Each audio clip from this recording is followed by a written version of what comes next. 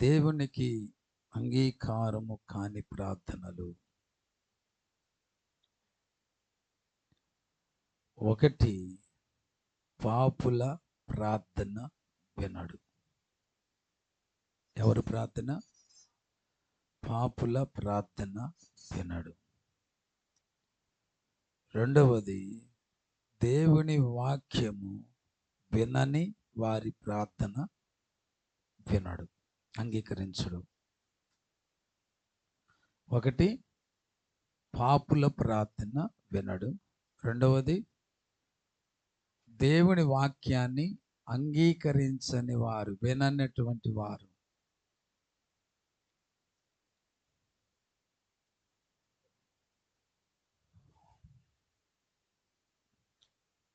విననటువంటి వారంటే మీ అందరికీ సందేహం రావచ్చు. మేమందరం వింటున్నాం కదా పాస్టర్ గారు ప్రతి ఆదివారం అంటే. సహజంగా మనం అంటాము, అరే నువ్వు తిన్నది ఒంటిని పడుతుందారా నీకు? ఏమంటారు? తిన్నది ఒంటికి పడుతుందా? ఏంటి ఎంత తిన్నా కానీ కనీసం ఆ బాడీలో ఆ ఫీలింగ్స్ కనపడవేరా, తిన్న ఫీలింగ్స్.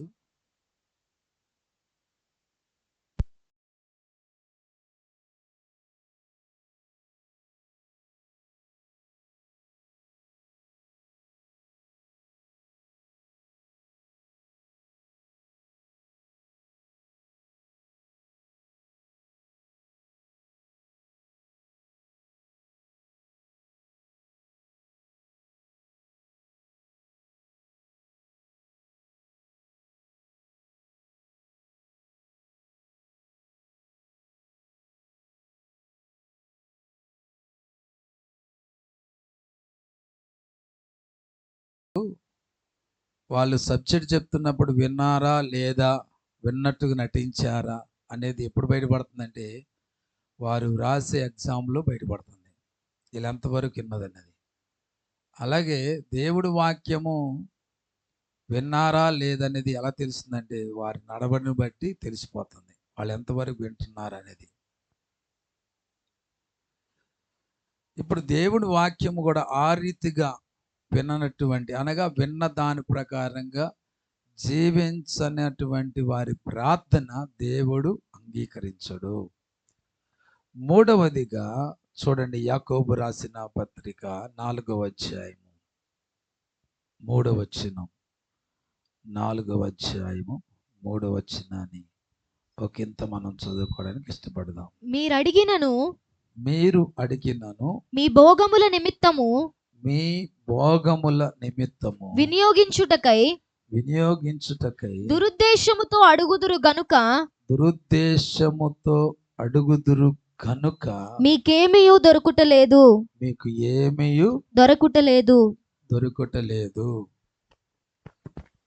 అంటే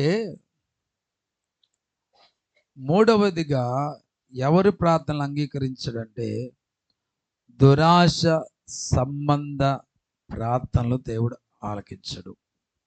దురాశ సంబంధం, ఆశ వేరు, దురాశ వేరు. దురుద్దేశముతో అంటే మంచి ఉద్దేశము కాని ఉద్దేశముతో అడిగితే దేవుడు ఏం చేయడు, కార్యము చెయ్యడు. అలాగా ఉండి మీరు అడిగారంటే దేవుడు ఏం చేయడంట, అదే అంటున్నాడు కదా. ఏమంటున్నాడు? మీరు అడిగినను మీ భోగముల నిమిత్తము. ఇప్పుడు మీరు అడిగిన మీ భోగములు అంటే సుఖములకు ఖర్చు పెట్టుకోవడానికి, సుఖాలకు ఖర్చు పెట్టుకోవడానికి. మీరు ఏది అడిగినా దేనికోసం అడుగుతున్నారంటే సుఖము కొరకు అడిగితే దేవుడు ఏం చేయడంట, దాన్ని మీకు అడుగుదురు కనుక మీకేమీ దొరకదు. దేవుడు కొన్నిసార్లు ప్రార్థనలకు ఎందుకు జవాబు ఇవ్వడో ఇక్కడ యాకోబు తెలియజేస్తా ఉన్నాడు. దురుద్దేశాలు అంటే మనము అడిగే వాటన్నిటినీ దేవుడు ఎందుకు ఇవ్వడంటే అలా చేస్తే అది మనల్ని మరింత స్వార్థపరులుగా మరింత దిగజారిపోయేలాగా చేస్తుంది. కాబట్టి స్వార్థపూరితమైన సంతోషాల కోసమే తరచుగా మనుషులు ఇవి అవి కావాలని దేవుణ్ణి అడుగుతూ ఉంటారు. కొన్ని జాగ్రత్తగా వినండి. నువ్వు దురుద్దేశముతో నీ సుఖముల కొరకు, నీ భోగముల కొరకు నువ్వు అడిగావనుకో, దేవుడు ఇవ్వడు. ఎందుకంటే మరింత భోగములు అనుభవిస్తావు, నువ్వు మరింత సుఖాన్ని అనుభవిస్తూ ఉంటావు. మనిషి ఇక సుఖానికి అలవాటు పడిపోతాడు తప్ప ఏమాత్రము కూడా కష్టపడడానికి ఇష్టపడ్డు.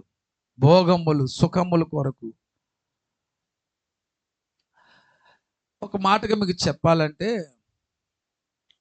ఇప్పుడు నేను ప్రభువా,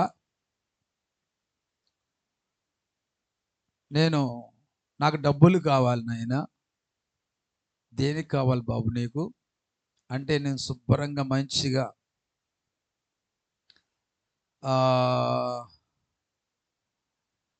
బిర్యానీలు తెచ్చుకొని, డ్రింక్స్ తెచ్చుకొని, ఇంకా సుఖంగా అనుభవించేవి, లేకపోతే బాగా భోగభాగ్యములు, వాటిని ఎలాగ చెప్పాలి, లేకపోతే అసలు ఒళ్ళు అలవుకోకుండా, చెమట పట్టుకోకుండా సుఖభోగాల కొరకు మనం అడిగామనుకోండి, అవి ఇచ్చాడు అనుకోండి దేవుడు, ఏం చేస్తామంటే మరింత అలవాటు పడిపోతాం వాటికి. ఇప్పుడు ఉదాహరణకి తాగుడికి అడిగామనుకున్నాను, వాడు ఏం చేస్తాడు, ఇస్తే ఇంక మరింత తాగుడికి అలవాటు పడిపోతాడు, మరింత తాగడానికి ఇష్టపడిపోతాడు, అక్కడి నుంచి బయట పడలేడు. అలా అడుగుతారు కాబట్టి దేవుడు ఏం చేయడంటే కొన్ని చెప్పడం. సరే, నేను ముందుకు వెళ్తాను, జాగ్రత్తగా చెప్తాను మీకు అర్థమయ్యే రీతిలో. అనేకులు వాక్యానుసారముగా క్రమముగా జీవించినను వారు ప్రార్థనకు జవాబు రానప్పుడు సమస్యలుచున్నారు. దీనికి కారణము ఈ వాక్యమే. కొంతమంది మంచిగానే జీవిస్తారు, మంచిగానే బ్రతుకుతారు, అన్నీ బాగుంటాయి. కానీ దేవుని అడిగేటప్పుడు ఏం చేస్తారంటే, వాళ్ళ జీవిత విధానం ఒకలాగా ఉంటుంది, వారు అడిగేవి మరొకలాగా ఉంటాయి. నీ జీవితానికి తగినట్లుగా, అంటే నీ భక్తి జీవితానికి తగినట్లుగా నువ్వు అడిగితే దేవుడు చేస్తాడు కార్యాన్ని. అడిగేవి ఎలాగుంటాయి అంటే నీ జీవితానికి తగినట్లుగా ఉండవు. ఉదాహరణకి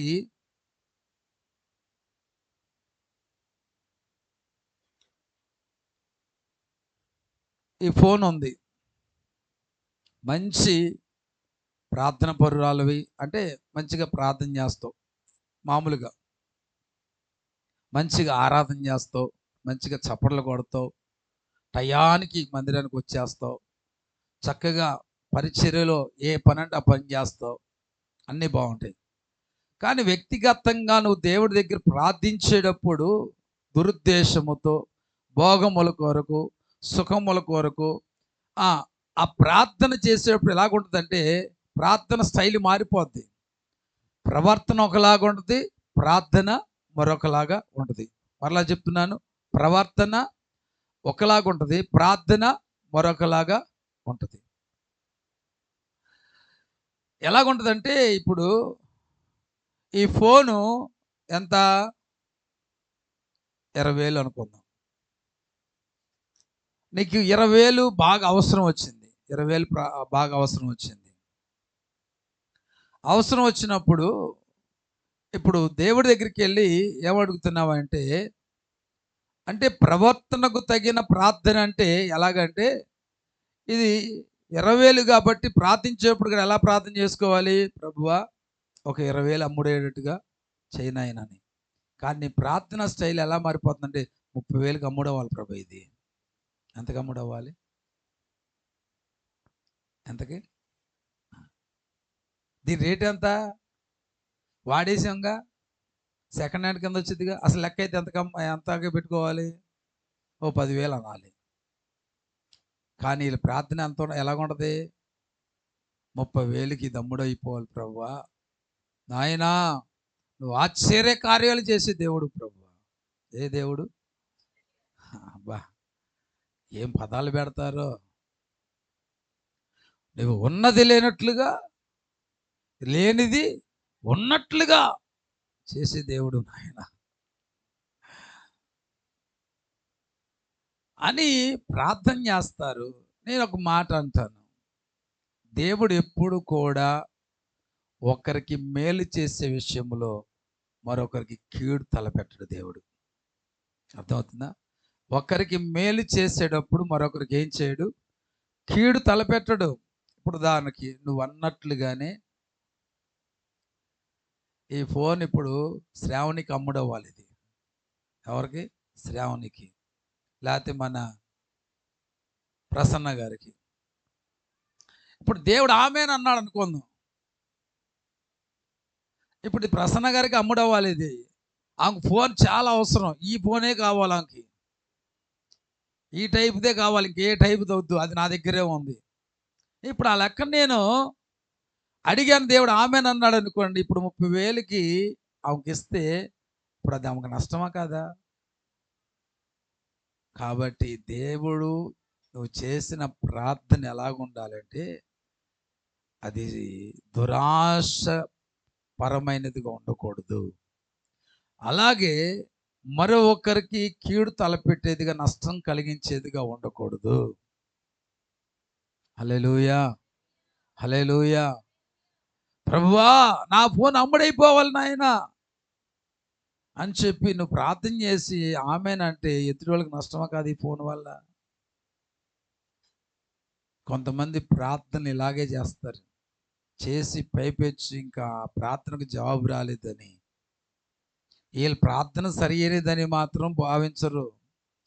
వీళ్ళ ప్రార్థన నిజమైన ప్రార్థన అని భావించరు. ఇది ఎంతో కొంత స్వార్థంతో కూడిన ప్రార్థనే, దురాశతో కూడిన ప్రార్థనే, భోగములను సుఖాలను కోరుకొని ప్రార్థించే ప్రార్థనే. ఇది మన భక్తికి తగిన ప్రార్థన కాదు, ఇది వాక్యానుసారమైన ప్రార్థన కాదు. తెలుసు కూడా ప్రార్థన చేసి ఇంక పైపెచ్చు దేవుడిని ఏమంటామంటే, దేవుడు మన ప్రార్థన ఎందుకు ఆలకిస్తాడు? మనకెందుకు జవాబిస్తాడు? అందరికి ఇస్తాడు తప్ప మనకెందుకు ఇస్తాడు అని దేవుడి మీద నానా రకాలుగా సనిగి గొనికేసి తర్వాత ఏం చేస్తారంటే దినదినము ఆత్మీయతలో దిగజారిపోతా కూర్చుంటారు, వెనకబడిపోతూ ఉంటారు, సన్నగిల్లిపోతారు. ఇలాగా భక్తి జీవితాలను కూడా పాడు చేసుకునేవారు ఉన్నారు. మనం చేసే ప్రార్థన సరి అయినదిగా ఉండాలి, అది దురాశతో కూడిందిగా ఉండకూడదు. నీ యొక్క భక్తి, నీ ప్రవర్తన ఒకలాగా ఉంటుంది, నీ ప్రార్థన తీరు మరొకలాగా మారిపోతూ ఉంటుంది. దయచేసి మనం చేసే ప్రార్థనలు దేవుడికి అంగీకారయుతమైన ప్రార్థనగా ఉండాలి. ఇప్పుడు మరొక మాట చెప్తాను. మన ఏది చేసినా మంచి మనసుతోనే చేయాలి. అది ఏది చేసినా మంచి మనసుతోనే చేయాలి. ప్రార్థించే ప్రార్థన పరిశుద్ధమైనదిగానే ఉండాలి. ఆ ప్రార్థించే వ్యక్తి పరిశుద్ధమైన వాడుగానే ఉండాలి. ప్రార్థన ఎప్పుడు పరిశుద్ధంగా ఉంటుందంటే ప్రార్థించేవాడు పరిశుద్ధంగా ఉన్నప్పుడే ప్రార్థన పరిశుద్ధంగా ఉంటుంది. రెండవది, ఎందుకు ప్రార్థించేవాడు పరిశుద్ధంగా ఉండాలి, ప్రార్థన పరిశుద్ధంగా ఉండాలంటే ఆలకించేవాడు పరిశుద్ధుడు కాబట్టి, ఆలకించిన దాన్ని ఇచ్చేవాడు కూడా పరిశుద్ధుడు కాబట్టి, ఇచ్చేది కూడా పరిశుద్ధమైనది అయితేనే ఇస్తాడు ఆయన. ఎంత ఉందో లెక్క. హల్లెలూయా, హల్లెలూయా. దేవుని గుణం కలిగిందై ఉండాలి, దేవుడు ఇచ్చేదై ఉండాలి. నువ్వు అడిగింది, నువ్వు బాగా ఇష్టపడుతున్నావు, నువ్వు బాగా ప్రేమిస్తున్నావు అని చెప్పి నీ బిడ్డలు ఏది అడిగితే అది ఇచ్చేస్తావు నువ్వు. అమ్మా నాకు ఇంత బారు కత్తి కావాలి, అని చెప్పి నీ కొడుకు అడిగాడు అనుకో, తల్లిగా నువ్వు ఇస్తావా కత్తి? ఇస్తావా? అది తల్లిగా నువ్వు ఇవ్వగలిగిందేనా? తండ్రిగా నువ్వు ఇవ్వగలిగిందేనా అది? అడిగారు కదా అని చెప్పి ఇచ్చేస్తారు ఎవరు? అదే కానీ ఆ పెట్టి అమ్మ నాకు పెన్సిల్ కావాలంటే ఏం చేస్తారు? ఇచ్చేస్తారు. కత్తి అడిగితే ఎవరు? కొంతమంది ప్రార్థనలు కూడా కత్తుల్లాగానే ఉంటాయి. ఎలాగ ఉంటాయి చెప్పండి? కత్తుల్లాగా ఉంటాయి ప్రార్థనలు. ఈరోజు ప్రియ దేవుని సంగమా, మనం అడిగేది ఎలా ఉందనేది కూడా గుర్తుపెట్టుకోవాలి. ఇప్పుడు బైబిల్లో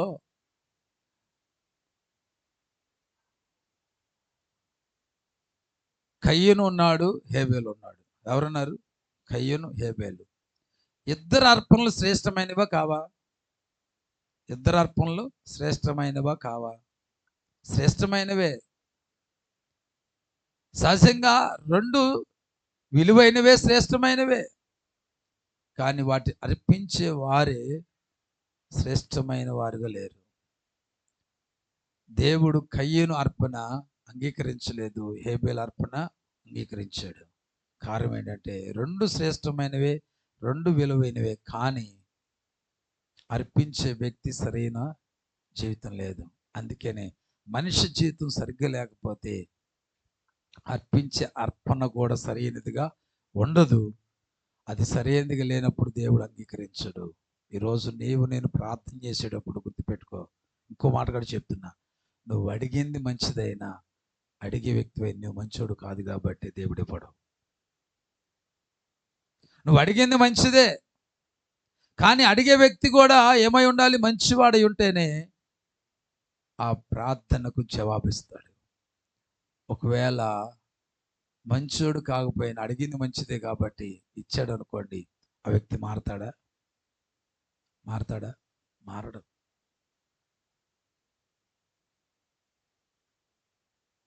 అసలు అడిగింది ఇస్తేనే, అడిగింది అంటే ఒక తల్లి, అయ్యా నా కుమార్తె చాలా బలహీనరాలుగా ఉంది, చాలా మెడిసిన్ వాడాం, హాస్పిటల్ తీసుకెళ్ళాం, కానీ కొంచెం కూడా నయం కాలేదయ్యా. నమ్మి ప్రార్థన తీసుకొచ్చాం. ఈ బిడ్డ బాగుపడితే, ఈ బిడ్డకు నయమైతే నేను నా కూతురు ఇంకెన్నడూ మానకుండా ఆదివారం ప్రార్థనకు వస్తామయ్యా అన్నారు. దేవుడు ఏం చేశాడంటే నిశ్చయముగా ఆ తల్లి యొక్క కోరిక మేరకు కుమార్తెకు దేవుడు సంపూర్ణ స్వస్థత ఇచ్చాడు. చక్కగా దేవుడు అద్భుతం చేశాడు. తర్వాత 2 వారాలు 3 వారాలు, ఫస్ట్లో 2-3 వారాలు బాగానే వచ్చింది తల్లి కూడా. ఆ తర్వాత ఆగిపోయింది. అడుగుతుంటే వత్తా వత్తా వత్తా వత్తా అంది. ఆ తర్వాత మరల అడగ్గా మర్మం ఒకటి బయట పెట్టింది. ఏంటి తెలుసా? నా అల్లుడు కూడా మారాలి ఇప్పుడు అంటుంది. రావాలంటే ఎవరు మారాలంట? ముందోనో కూతురు బాగుపడితే స్వస్థత వస్తే వస్తానంది. కూతురు స్వస్థత పొందింది. ఇప్పుడు ఎవరి మీద వేసింది మళ్ళీ రావడానికి? అల్లుడు మారాలంట. ఒక దాని విషయంలో నమ్మకంగా ఉండకుండా రెండోది అడిగితే దేవుడు చేస్తాడా? నువ్వు వచ్చి ప్రార్థన చేయి, దేవుడు కార్యం చేస్తాడు. అంతేగాని ముందోను కూతురు స్వస్థపరిస్తే నేను వచ్చేస్తానని చెప్పిన వ్యక్తివి ఇప్పుడు ఎందుకు రావట్లేదంటే ఏం చెప్తుంది? అల్లుడు మారితే వస్తుందంట. నువ్వెంత కాలం ప్రార్థన చేసినా, సంఘం ప్రార్థన చేసినా అల్లుడు మారడు. ఎందుకంటే ఒక్క విషయంలో దేవుడు కార్యం చేస్తే మారని నువ్వు అల్లుడు మారిన తర్వాత మారతావని గ్యారెంటీ ఏంటి? ఈ కోరికలు కలిగిన వాళ్ళు ఏమండి? కోరిక కాదు, కోరికలు కలిగిన వాళ్ళని మార్చడం ఇంపాసిబుల్. అర్థమవుతుంది మీకు? కోరిక కలిగిన వారిని మార్చడం ఈజీయే, కోరికలు కలిగిన వారిని మార్చడం చాలా కష్టం. ఎందుకంటే వాళ్ళకి ఒకదాని వెంబడి ఏమవుతుంది? పుడతానే ఉంటాయి వాళ్ళకి కోరికలు, పుడతాయి. ఇప్పుడు అల్లుడు మారిన తర్వాత ఏమంటారు తెలుసా? ఏమండి? నాకు ఒక సొంత వ్యాపారం వస్తే దేవుడు వస్తా. ఇప్పుడు ఒకళ్ళ దగ్గర చేస్తుంది. ఇప్పుడు తర్వాత ఏముంటుందంటే నాకే ఆ సొంత వ్యాపారం అంటే దేవుడు ఇస్తే అప్పుడు వస్తా. ఇచ్చిన తర్వాత అడిగితే ఈ వ్యాపారము రెండింతలుగా మూడింతలుగా దీవించబడాలి, అప్పుడు వస్తా. ఇక ఈ కోరికలు కలిగిన వాళ్ళు మార్చడం కష్టమండి. అవునా కాదండి? ఎంత తిన్నా తృప్తి పడినోడికి ఏం పెడితే తృప్తి పడతాడు చెప్పండి? ఎంత తిన్నా తృప్తి అనేది లేనోడికి ఎంత పెడితే తృప్తి పడతాడు చెప్పండి? తృప్తి ఉంటుందా? కొంతమంది అండి, మీరందరూ మంచోళ్ళండి, వాస్తవంగా చెప్తున్నా. కొంతమంది అండి మధ్యాహ్నమే తింటారండి పేకల దాకా. ఎక్కడ దాకా? పేకల దాకా తింటారు. సాయంత్రానికి చికెన్ ఎప్పుడు తెచ్చుకుంటానో, తినేది చికెనే. ఎక్కడ దాకా? పేకల దాకా తినేస్తాడు. తినేసి సాయంత్రానికి ఏం ఆలోచన చేస్తారు? ఏది మన సాహితీ పుట్టినరోజు అవ్వగానే మళ్ళీ నా పుట్టినరోజు ఎప్పుడు వస్తుందని ఆలోచన చేసినట్టుగా. ఆ? మా సాహితీ ఏడుపు ఎలాగుండదు తెలుసా? ఏమండి, వెరైటీగా ఉండదు. అంత బుర్ర ఎవడికి ఉండదు. ఈరోజు క్రిస్మస్ రోజు దాని పుట్టినరోజు అయిపోద్ది. అయిపోయిన తర్వాత వాళ్ళ అక్క పుట్టినరోజు వస్తుంది. ఎప్పుడు? జూన్లోనో జూలైలోనో ఎప్పుడు వస్తుంది. చూసారు ఎక్కడ చెప్పేస్తుందో? డేట్లు కూడా గుర్తుంటాయి. ఇప్పుడు దాని పుట్టినరోజు అయిపోయింది కదా, ఇప్పుడు వాళ్ళ అక్కది ఆగస్టులో వస్తుంది. ఆగస్టులో వచ్చినప్పుడు ఏమంటుంది? నా పుట్టినరోజు అయిపోయింది అనుకోదు, అక్క పుట్టినరోజు తొందరగా వచ్చేసింది. ఏమంటది? అక్క పుట్టినరోజు తొందరగా వచ్చేసింది, నా పుట్టినరోజు ఎప్పుడు వస్తుందో, అక్కది ముందు వచ్చేసింది అని అంటది. అలాగా కొంతమంది ఆలోచన విధానాలన్నీ అసలు చాలా వెరైటీ. కూడా కొంతమంది ఈ విషయంలో వదిలేయడం బెటర్ అనిపిస్తుంది. ఒక ఆమె ఉంది మనకు, ఒక తల్లి ఉంది. ఏడవకోకుండా ఒక్క రోజు కూడా తన కుటుంబ పరిస్థితులు చెప్పిన చరిత్ర లేదు. ఒక్కరోజు కూడా. అది ఏడ్చే సమస్య కాదు, మళ్ళీ అది ఏడ్చి చెప్పే సమస్య కాదు. కానీ ఏం చేస్తారండి? ఏడ్చి చెప్తా ఉంటారు. ఆ చెప్పిన దాంట్లో 100కి 99% 9 పాయింట్ల వరకు అబద్ధమే. 99.9% అబద్ధమే. ఆ ఒక్కటి అసేం తలకాయ ఎంత ఉంటుంది, అది కూడా అబద్ధమే అనుకోవాలి. అంత పచ్చి నిజాలు చెప్పుద్ది అనమాట. మరి దేవుడు కూడా మార్చలేండి ఆమెని. మనం అంటాం దేవుడే మార్చాలంటారు కొంతమందిని. ఆమెనైతే దేవుడు కూడా మార్చలేడని చెప్పాలి. ఈరోజు నువ్వు చేసే ప్రార్థన అది ఎలాంటి ప్రార్థన కొంతొకసారి ఆలోచన చేయాలి. కొంతమంది ఎలా ఉంటారంటే అవసరం లేకపోయినా ఇతరులకు చూపించుకోవడానికి అడుగుతారు. ఏంటండి? దేనికి అడుగుతారండి? వాళ్ళకి అవసరం ఉండదు. అవసరం లేకపోయినా ఇతరుల దగ్గర ఫోజులు కొట్టడానికి, ఇతరులకు చూపించుకోవడానికి అడుగుతారు. అలాంటి ప్రార్థనలకు కూడా దేవుడి జవాబు ఇవ్వడు. ఎందుకు తెలుసా? నీకు నష్టం జరుగుద్ది, నీకు కీడు జరుగుతాన వల్ల. ఒక ఫ్యామిలీలో 2 అన్నదమ్ములు ఉన్నారు. తమ్ముడు, వాళ్ళిద్దరికి పెళ్ళిళ్ళు అయిపోయినాయి. తమ్ముడు ఏం చేస్తాడంటే, వాడికి ఏం చేస్తాడో మొత్తానికి అప్పో సొప్పో తెచ్చి బండి కొంటాడు. కొని ఇంటి ఎదురుగా కూర్చొని ఓ ఆరను కొట్టి తన భార్య పిలుస్తాడు. చూసి, హా, పొద్దునే కాదండి కూర తెమ్మని డబ్బులు లేవన్నారు, బండి అక్కడి నుంచి వచ్చింది, ఎట్టగొట్టి తెచ్చేయాలవే, నీకెందుకు, నోరు మూసుకొని ఎక్కువ బండి ఎక్కువ అంటే, మీరు నాకు చెప్పాల్సిందే అంటే ఈడేమన్నా మామూలుడా, నువ్వు ఎక్కకపోతే మాని వేరే వాళ్ళు ఎక్కించుకొని పోతాను అన్నాడు. ఏమన్నాడు వీడు? నువ్వు ఎక్కతే ఎక్కువ లేదు మానే, నేను వేరే వాళ్ళు ఎక్కించిపోతాను. నా ఎదురుగా నిన్ను యాసాలు ఎత్తున్నావా? మరి లేకపోతే ఎక్కమంటే ఓ యాసాలు ఎత్తనేది ఎక్కువ అంటే ఎక్కుద్ది. ఎక్కిన తర్వాత సరదాగా ఏం చేయాలి? బయటకు పోవాలా, సరదాగా ఎట్టు పోవాలి.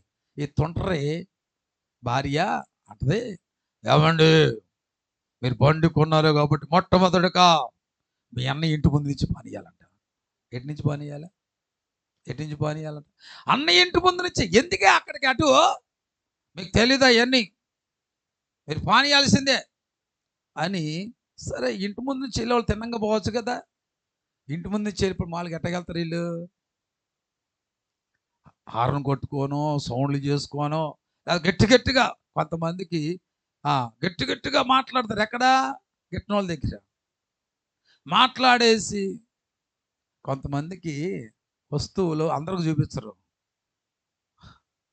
ఎవరికి చూపించాలి వాళ్ళకి చూపించి చూసావా మేము అనుకున్నాం. అలా చూపించినప్పుడు దొంగోడు చూస్తాడు, ఎత్తుకుపోతాడు, తోలు తీరిపోద్ది. అలాగా ఆరును కొట్టుకొని వెళ్తే ఈ లోపు లోపల నుంచి అన్నయ్య భార్య వస్తుంది. వచ్చినప్పుడు వెళ్ళినోళ్ళు తిన్నగా ఆరును కొట్టుకుని పో పని, ఏదో అడ్డు వచ్చింది, గ్యాద వచ్చింది, దొనపోత వచ్చింది వెళ్ళిపోవచ్చు కదా. వెళ్ళిపోకుండా ఆ అక్క బయటికి రాగానే ఈ చెల్లమ్మ అని ఆ అక్కకి ఒళ్ళు మండిచ్చేస్తుంది. ఏం చేస్తుంది? అక్కకి ఒళ్ళు మండిచ్చేస్తుంది. ఒళ్ళు మండించేయగానే ఇక ఏం చేస్తుంది? ఇక అక్కగారు చూసి చెల్లమ్మకి బండి అని ఇంట్లోకి వెళ్ళింది. ఇంట్లోకి వెళ్ళి మా భర్త ఏమవుతాడు, బాగా ఆకలితో ఉంటాడు. వండి ఏమి అన్నం పెట్టవండి, ముందు ఇది తేలాల్సిందే. ఏం తేలాలి? అన్నం పెట్టి ఆకలి, ముందు ఇది ఏం తేలాలి? ఏం లేదు, మీ తమ్ముడు మా తమ్ముడు ఏం చేశాడు? బండి కొని మన ఇంటి ముందు నుంచి వెళ్తున్నాడు. ఇప్పుడు తమ్ముడే బండి కొన్నాడంటే మీరు బుల్లెట్ కొనాల్సిందే. ఏం కొనాలా? మీరు బుల్లెట్ కొనాల్సిందే. ఎందుకే? మనకెందుకే? మనకు ఉంది కాబట్టి ఆ టీవీఎస్ మీద నేను ఆ టీవీఎస్ బండి మీద ఎక్కడ తుక్కుతుకుంటూ పోతా ఉంటుంది. అది ఎక్కడ ఆగుతుంది, ఎక్కడ వెళ్తుందో కూడా తెలియదు. నేను ఎక్కడ దాన్ని, నాకు బుల్లెట్ కావాల్సింది. మర్యాద కూడా తీస్తావా లేదా? ముందు ఆకలేస్తుంది, నువ్వు మాట ఏ ముందు పంతాలకు పోయి ఏం చేస్తారంటే, చూడండి, ఒకవేళ మనం కూడా కొన్నిసార్లు మనం అడిగిన వాటిని బట్టి నువ్వు దురుద్దేశముతో కానీ ఎవరి దగ్గర హెచ్చులు పోతూ చూపించుకోవడానికి కానీ నువ్వు అడిగితే నీకు అవసరం లేదు. నీకు అవసరం లేకపోయినా ఏం చేస్తున్నాడు? దురుద్దేశంతో అడుగుతున్నావు కాబట్టి దేవుడు జవాబు ఇవ్వడండి. నీకు ఇల్లు ఉంటుంది, అయినా సరే కడుపు మంట ఎదురోళ్ళు ఎదుగుతున్నారు కాబట్టి నాకు కూడా కావాల్సిందే అని చెప్పి ఏం చేస్తారండి? అడుగుతూ ఉంటారు. దానివల్ల ఏమవుతుంది తెలుసా? నీ టైం వేస్ట్, నీ ప్రార్థన వేస్ట్ తప్ప దేవుడి దగ్గర నుంచి జవాబు అనేది ఏ కోసాన్ని కూడా రాదు. నిశ్చయముగా నీకు అవసరమే ఉంటే, నిశ్చయంగా నీకు అవసరమే ఉంటే ఆ రోజే దేవుడి ద్వారం తెరుస్తాడు. మరొక రోజుకు వాయిదా వేయడైనా ఆ రోజే తెరుస్తాడు దేవుడు. ఈ విషయాలు మనం చాలా జాగ్రత్తగా గుర్తించాలండి. హల్లెలూయా, హల్లెలూయా.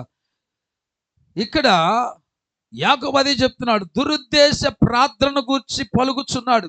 కొందరు ఏం చేస్తారంటే దేవుని దగ్గర దేని అడగవలనో తెలియక తమ స్వకీయ ఆశలను నెరవేర్చాలని అనుకూల ప్రతికూలములను గూర్చియు ఊహింపక సాహసించి దైవ సన్నిధిలో ప్రార్థన చేయుచున్నారు, కానీ ఏమాత్రం కూడా ప్రతిఫలము పొందలేరు. నువ్వు అడిగేది అది ఎంతవరకు సరి అనేదని గ్రహింపనిది లేకుండా, అది నిజంగా మనకు అవసరమా కాదనేది కూడా తలంచుకోకుండా ఏం చేస్తానంటే అడిగేస్తూ ఉంటారు. అడిగేది దురుద్దేశం అడిగితే దేవుడు మాత్రం దాని విషయంలో కార్యము చెయ్యడు. ఉదాహరణకి అపొస్తలుల కార్యము 8వ అధ్యాయము 13వ వచనము అలాగే 18 నుంచి 21 వచనములో మనకు అక్కడ ఒక సంఘటన మనందరికి తెలుసు. గతంలో కూడా ఈ గారడి సీమోను గురించి మనం కొన్ని విషయాలు నేర్చుకున్నాం, అవునా? ఈ గారడి సీమోను విషయంలో చూడండి ఒకసారి. అపొస్తలుల కార్యములు 8వ అధ్యాయము 13వ వచనం చూడండి. అప్పుడు సీమోను కూడా నమ్మి బాప్తిస్మము పొంది ఫిలిప్పును ఏం చేయలేదంట? ఎడబాయకుండా సూచక క్రియలను గొప్ప అద్భుతములను. చూడండి, ఇక్కడ ఈ 15వ వచనంలో కనబడుతుంది, 13వ వచనంలో కనబడుతుంది కదా. సీమోను కూడా, ఎవరి సీమోను? గారడి సీమోను ఏమంటున్నాడు ఇక్కడ? నమ్మి బాప్తిసము పొంది ఫిలిప్పును ఎడబాయకుండా ఉన్నాడంట. ఎలాగున్నాడంట చెప్పాలి అందరూ? ఎడబాయకుండా వెంటే ఉన్నాడు. ఉండి ఇక్కడ చూడండి, సూచక క్రియలను క్రియలను గొప్ప అద్భుతములను జరుగుట చూచి విభ్రాంతి నొందెను. వీడు ఎందుకు వెంటాడుతున్నాడు? ఎందుకు ఫిలిప్పునే ఎడబాయకుండా ఉన్నాడంటే ఫిలిప్పు ద్వారా జరుగుతున్నటువంటి అద్భుత కార్యాలు సూచక్రియలన్నీ చూస్తా కూర్చున్నాడు. చూచి ఈ భ్రాంతి నొందుతున్నాడు అండి, ఆశ్చర్యపోతా ఉన్నాడు. నేను ఒక విషయం చెప్తా, ఎవరు ఆశ్చర్యపోతారు, ఎవరి భ్రాంతికి గురవుతారు, ఎవరు స్తుతిస్తారు. సహజంగా ఈ భ్రాంతి నొందడానికిను స్తుతించడానికి తేడా చెప్తా. నిజంగా దేవుని చేత ఒక మనిషి జీవితంలో కార్యం జరిగినప్పుడు ఒక నిజమైన విశ్వాసి ఏం చేస్తాడు? దేవుని స్తుతిస్తాడు. ఏం చేస్తాడండి? దేవుని స్తుతిస్తాడు. కానీ నిజమైన విశ్వాసి కాని వాడు ఏం చేస్తాడు తెలుసా? వాడి జీవితంలో జరిగింది, వాడి చేత జరిగింది, నా జీవితంలో జరగలేదే, నేను చేస్తే కూడా జరగాలి కదా అనే ఆలోచనలు కూడా పడుతూ ఉంటాయి లోపల. ఇక్కడ ఈ గారడి సీమోను ఎందుకు నేను ఆ మాట చెప్తున్నానంటే మీకు ముందుకెళ్తే అర్థమవుతుంది. వాడు ఈ భ్రాంతి నొందడానికి అనగా లేకపోతే ఆశ్చర్యము నొందడానికి కారణం ఏంటంటే ఇప్పుడు 18 వచ్చిన చదవండి. అపోస్తులు చేతులుంచుట వలన పరిశుద్ధాత్మ అనుగ్రహింపబడినని సీమోను చూచి వారి ఎదుట ద్రవ్యము పెట్టి. చూడండి, అక్కడ పేతురు అలాగే పైన కనబడుతుంది యోహాను ఏం చేశాడు? అక్కడికి వచ్చినటువంటి ప్రజల యొక్క వారి తలల మీద చేతులు ఉంచగానే వారందరూ కూడా ఏమైపోయారండి? పరిశుద్ధాత్మ పొందుకున్నారు. పొందుకున్నప్పుడు సహజంగా చూచిన వ్యక్తి ఏం చేయాలి? ఇతగాడు కూడా విశ్వాసముతో వాళ్ళ దగ్గరికి వెళ్ళి తల పెట్టాలి. కానీ మనోడు ఏం పెట్టాడు? అక్కడ డబ్బు పెట్టాడు. ఏం పెట్టాడు? జాగ్రత్తగానండి. పేతురు యోహానులు ప్రార్థించగా పరిశుద్ధాత్మ పొందుకున్నారు. ఆ పొందుకున్న వారందరూ కూడా డబ్బు పెట్టారు. అక్కడ వాళ్ళు పెట్టింది విశ్వాసం పెట్టారు. అక్కడ హల్లెలూయా. ఏం పెట్టారు? విశ్వాసం పెట్టారు, నమ్మకాన్ని పెట్టారు, పరిశుద్ధతను పెట్టారు. వాళ్ళు పరిశుద్ధంగా జీవించు ఉన్నారు. అక్కడ వాళ్ళు విశ్వాసాన్ని పెట్టారు, నమ్మకాన్ని పెట్టారు కాబట్టి వాళ్ళందరూ పరిశుద్ధాత్మ పొందుకున్నారు. ఈ భ్రాంతి మొహమోడు, ఈ ఆశ్చర్యం పొందిన మొహమోడు ఏం చేశాడు? డబ్బుని పెట్టాడు. అక్కడ ఈరోజు నువ్వు అడిగేటప్పుడు విశ్వాసముతో అడిగితే, నమ్మకంతో అడిగితే దేవుడు చేస్తాడు. కానీ నువ్వు ఏదో ఆలోచనతో పెట్టావు. ఈ యొక్క గారడి సీమోను కూడా ఏం చేశాడంటే, ఇతగాడు కూడా అలా ప్రార్థించగానే అందరూ కూడా పరిశుద్ధాత్మ పొందుకోవాలి, అందరూ కూడా అద్భుతాలు ఆశ్చర్యకార్యాలు వారి జీవితంలో జరగాలి అని ఆలోచన మంచిదే. కానీ అతడు చేసిన అంటే ఆశ మంచిదే కానీ ఆలోచన సరైనది కాదు. ఏంటండి? ఆశ మంచిదే. ఏం ఆశ? నేను ప్రార్థన చేస్తే హల్లెలూయా, క్షమించండి, ఆలోచన మంచిదే కానీ ఆశ మాత్రం మంచిది కాదు. ఏంటయ్యా అంటే మనోడు కూడా ఆలోచన చేశాడు, నేను కూడా ప్రార్థన చేస్తే ఏమవ్వాలా? అందరూ పరిశుద్ధాత్మతో నింపబడాలి, అద్భుతాలు జరగాలి, సూచక్రియలు జరగాలి. కానీ ఆశ ఉంది చూసావా, అది సరి అనేది కాదు. ఆశ ఎందుకు మనోడు అది ఆ వరం కావాలనుకున్నాడంటే చూడండి, కింద చదవండి. అందుకు పేతురు నీవు ద్రవ్యం ఇచ్చి, ఇక్కడ అన్నాడు వారి ఎదురు ద్రవ్యం పెట్టి, నేనెవడి మీద చేతులు, చూడండి ఇక్కడ, నేనెవడి మీద చేతులు ఉంచుదునో వాడు పరిశుద్ధాత్మ పొందునట్లు ఈ అధికారం నాకు ఇయ్యుడని అడిగాను. ఆలోచన ఏంటంటే వాళ్ళందరూ పెడుతున్నప్పుడు ఏమొచ్చింది? స్వస్థత వచ్చింది. కాబట్టి నేను కూడా ఎవరి మీద చేతులు ఉంచుతాను వాళ్ళు కూడా పరిశుద్ధాత్మ పొందుకున్నట్లుగా ఆ వరాన్ని నాకు కూడా దయచేయమని చెప్పి ఉద్దేశంతో మనోడు ఏం చేశాడండి? అందుకే డబ్బు పెట్టాడండి. అది ఉద్దేశం. పెట్టినప్పుడు జరిగిందని తెలుసా? అప్పుడు పేతురు అంటున్నాడు కదా, అందుకు పేతురు, నీ ద్రవ్యం ఇచ్చి నువ్వు దేవుడి వరాన్ని సంపాదించుకుందునని తలంచుకొనినందున నీ నీ వెండి వెండి నీతో కూడా నశించును గాక.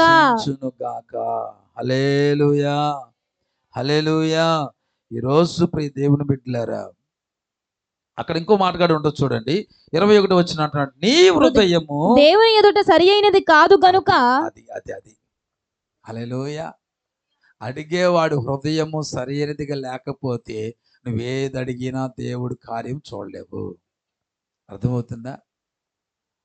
వీడి హృదయము సరైనదిగా లేదు, వీడి మనస్సు వీడి ఆశలు సరిగ్గా లేవు. ఆలోచన బాగుంది, మంచి ఆలోచనే, కానీ ఆశ ఉంది చూసావా, అది మంచిగా లేదు.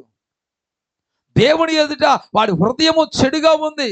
కారణం ఏంటంటే వాడికి ఆల్రెడీ ఈ గారెడి వలన, వాడు చేసినటువంటి ఆ కార్యక్రమాల వలన బాగా సంపాదించుకున్నాడు. ఇప్పుడు ఈ యొక్క పేతురు వ్యవహారంలో రావడం వలన వాడికి గండి పడిపోయింది అనమాట. వాడి ఆదాయానికి ఏమైపోయింది? ఆదాయానికి గండి పడిపోయింది. ఇప్పుడు మళ్ళా తను ఆదాయం సంపాదించుకోవాలంటే ఏం చేయాలంటే ఆ వరాన్ని కూడా, ఇప్పుడు ఈ గారెడి విద్యలు కూడా ఏమండి ఇలా డబ్బు పెట్టి కొనుక్కునే ఏంటండి, ఈ గారెడి విద్య అనేది కూడా దేంతో ఎలాగా మాంత్రిక విద్య అనేది ఎలా పొందుకున్నారు? డబ్బు వల్ల పొందుకున్నది. కాబట్టి ఈ దేవుడి వరాన్ని కూడా ఎలా అనుకున్నాడంటే డబ్బుతో కొనవచ్చులే అనుకొని ఆలోచన చేశాడు. ఆ ఆలోచన ఏం చేసిందంటే బెడిసి కొట్టిందన్నమాట. హల్లెలూయా. ఈరోజు దేవుడి దగ్గర అడిగేటప్పుడు మన హృదయం ఆలోచనలన్నీ మంచిగా ఉండాలి. Praise the lord. హల్లెలూయా. దేవుడునో అదంతా దేవుడికి తెలియాలి, మనకు అనవసరం. దేవుడు ఎవరికి గర్భఫలం ఇచ్చినా దేవుని శక్తిని పంపించి గర్భఫలం ఇచ్చాడు. ఏం చేశాడండి? దేవుని శక్తి ద్వారాగా గర్భఫలం ఇచ్చాడు. ఇప్పుడు ఆ యేసయ్య పేరు చెప్పుకొని బోధకులుగా చలామణి అవుతున్న వాళ్ళు ఇప్పుడు వీడియోలో కనబడుతున్నాయి కదా. ఒక ఆయన అంటున్నాడు, నువ్వు గర్భఫలం పొందుకునే రీతిగా ఇదిగో ఈ అట్టికే తీసుకెళ్ళు. ఏం తీసుకెళ్ళాలంట? అట్టికే తింటే నీకేమవుతుంది? మా యేసమ్మ ఎన్ని అట్టుకెళ్తుందో, రకరకాల అట్టుకెళ్తుంది. చక్కెరకి వెళ్తుంది, పచ్చ అట్టుకెళ్తుంది, పసుపు అట్టుకెళ్తుంది. ఇంకొక ఆయన ఉన్నాడు హైదరాబాదులో, ఇంకొక ఆయన శ్యామ్ కిషోర్ అని, ఆయన యాపిల్ కాయలు ఇస్తాడంట. ఏమిస్తాడు? యాపిల్ కాయలు. దాన్ని అంట మొన్న చెప్తుంటే వెరైటీగా ఉంది, 7 సార్లు కొరుకు తినాలి, మొత్తం తినేయకూడదంట. ఎన్నిసార్లు కొరుకు తినాలంట? మళ్ళీ దానికి 7 అని లింక్ పెట్టారు. మీరు నవ్వమాకండి, మగవాళ్ళు తింటే కూడా వచ్చేస్తుంది వాళ్ళకి కూడా.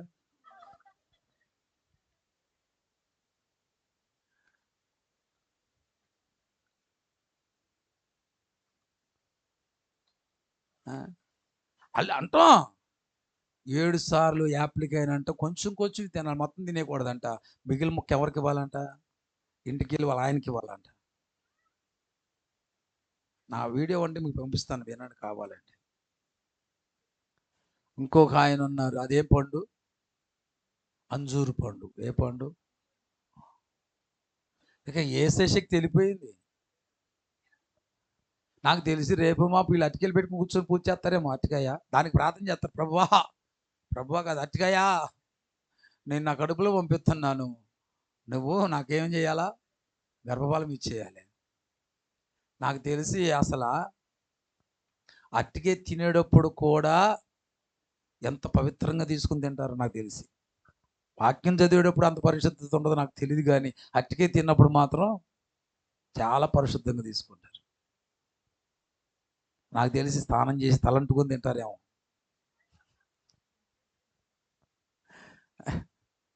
ఎట్టపోతుంది ఈ భక్తి అనేది అర్థం కావట్లేదు నాకు. ఎటుగా పోయేటట్టుగా ఉందో నాకు అర్థం కావట్లేదు. వాడు డబ్బిచ్చి వరం పొందుకుందాం అనుకున్నాడు, వీళ్ళు అతికెళ్ళిచ్చి గర్భాలు తెప్పించేస్తున్నారు వీళ్ళు. ఇంకా దేవుడి మీద రాను ఆ మమకారం అనేది పోయి, ఆ దేవుడి శక్తి మీద, దేవుడి వాక్యం పట్ల ఆధారము, దాని మీద ఆనుకుని, దాని మీద విశ్వసించే ఆ యొక్క ఆ భక్తి అనేది పోయేటట్టుగా ఉంది.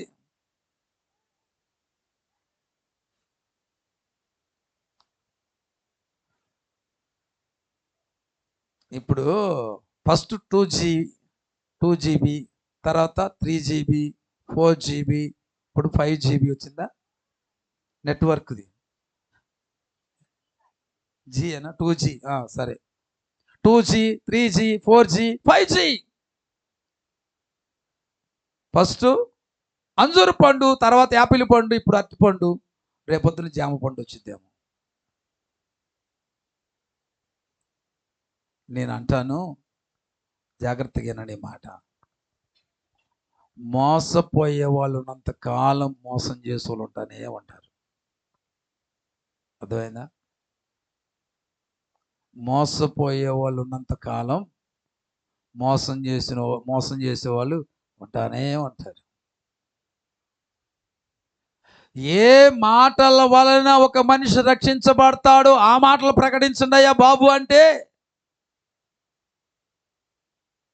ఇప్పుడు అంటున్నాను, నీకు రక్షణ లేకుండా నీ గర్భాలు మొత్తం పర్లకరు పోతావు నువ్వు. ఇక నువ్వు రక్షణ సువార్త మానేసి సంతాన సువార్త ప్రకటించు. ఇప్పుడు దేవుని గురించిన వార్తలు పక్కనకి వెళ్ళిపోయినాయి. అరటికాయ వార్త, యాపిల్కాయ వార్త, జాంకాయ వార్త, అంజూరపు వార్త, ఈ వార్తలు ఎక్కువైపోయాయి. వీటిని ఎక్కువగా ఫోకస్ చేసేసుకుంటూ కూర్చుంటున్నారు. దేవుని సువార్త, దేవుని ప్రేమ కంటే కూడా వీళ్ళ యొక్క మనస్సు, వీళ్ళ ఆలోచన, వీళ్ళ విశ్వాసము దేవుడి మీద కాదు. ఇప్పుడు అరటికాయల మీదకి వెళ్ళిపోయింది విశ్వాసం, యాపిల్కాయల మీదకి వెళ్ళిపోయింది విశ్వాసం.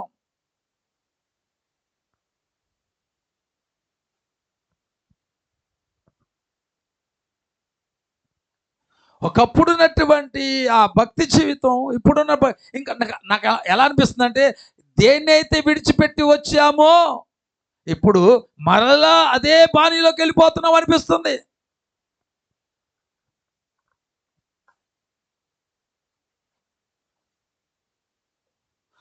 తలనీలాలు ఇచ్చుకో, నీకు పెళ్ళయింది. అట్టుగా తిను, గర్భఫలం వస్తుంది. తలనీలాలు ఇచ్చుకో, పెళ్ళయింది. దానికి దీనికి తేడా ఏముంది? ఒకప్పుడు తలనీలాలు ఇచ్చాము, అలాగా పాప క్షమాపణ వచ్చిందంటే అలా చేసాము. ఇప్పుడు అరటికాయ తిను గర్భఫలం వస్తుంది, యాపిల్కాయ తిను గర్భఫలం వస్తుంది. అప్పుడు విడిచిపెట్టిన ఆచారాలే, ఆ కట్టుబాట్లే, ఆ ముసుగులే ఇప్పుడు మరలా మరొక ముసుగు ద్వారా ఇలాగా వ్యాపించేస్తా ఉంది. అవునా కాదండి? అప్పుడు ఆ ట్రెండు, దానిలోనూ విగ్రహారాధనగా బోధించుకున్నారు. ఇది ఇది ఏ ఆరాధన కింద తీసుకోవాలి దీన్ని?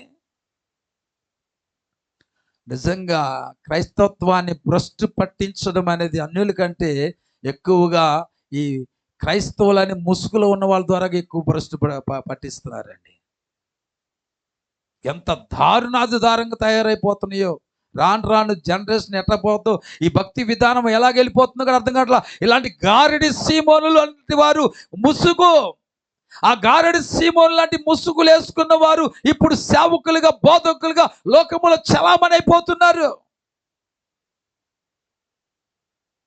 లాస్ట్కి ఈ యొక్క ఆత్మీయ, ఈ భక్తి బాట, ఈ భక్తి మార్గం ఎటుకపోతుందో కూడా అర్థం కావట్లేదు.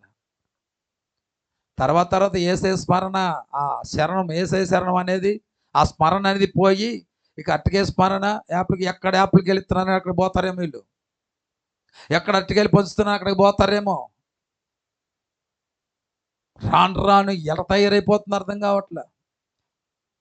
ఒక ఉద్యోగ ప్రసంగి కూడా వస్తున్నాడే, ఒక సమర్పణ కలిగిన ప్రసంగి కూడా వస్తున్నాడు. అక్కడ జనాలు ఎలట్లా, పలానా చోట అరటికాయలు పంచుతున్నారు, యాపిల్కి పంచుతున్నారు, పోతున్నారు వరద బాధితులాగా.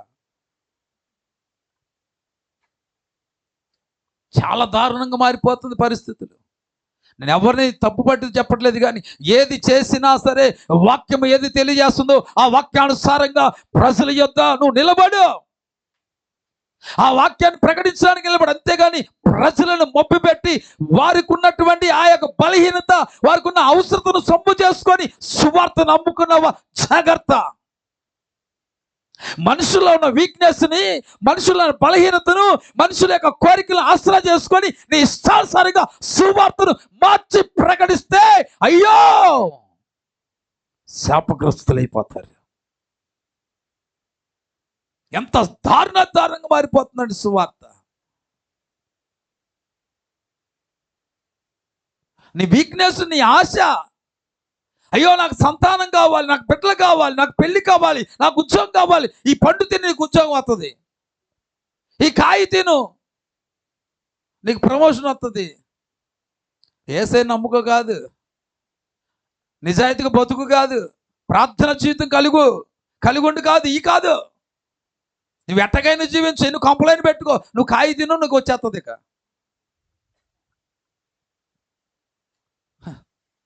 మారు మనసు గురించి, పాపక్షమాపణ గురించి, పశ్చాత్తాపం గురించి ప్రకటించాల్సింది పోయి, ఒక పునాది సిద్ధాంతం గురించి, ఒక మనిషి యొక్క జీవిత విధానం అనేది ఎదగాలంటే వాళ్ళు ఎలా బ్రతకాలి, వారికి ఏ విధమైన పునాది వేయబడాలి అనేది పక్కన పెట్టేసి కాయల ప్రసంగాలు ఎక్కువైపోతున్నాయి, పండ్ల ప్రసంగాలు ఎక్కువైపోతున్నాయి. ప్రజల మధ్యలోనికి దిగి వచ్చింది. అక్కడ పరిశుద్ధాత్మ అనేది ఎవరి మీద దిగి వచ్చిందండి? పేతురు యోహాను ప్రార్థించినప్పుడు ఎవరి మీద దిగి వచ్చింది? అక్కడికి వచ్చి విశ్వసించి నమ్మిన వారి జీవితంలోనికి పరిశుద్ధాత్మ దిగి వచ్చింది. కానీ వాళ్ళు అటుకే తినందుకు, యాపిల్కి తినందుకు దిగి వచ్చిందా? ఒక పరిశుద్ధాత్మ దేవుడు అంటే ఎవడు ఏకంగా దేవుడే కదా దిగి వచ్చింది. ప్రార్థిస్తే దేవుడే వారి మధ్యలో దిగి వస్తే అప్పుడు దేవుడిచ్చే బహుమానం అనేది ప్రార్థిస్తే వాళ్ళకి దిగిరాదా? ఆత్మదేవుడు దిగి వస్తే లేదు, కానీ ఆత్మ దేవుడిచ్చే బహుమానాన్ని వాళ్ళు పొందుకోలేరు ప్రార్థిస్తే.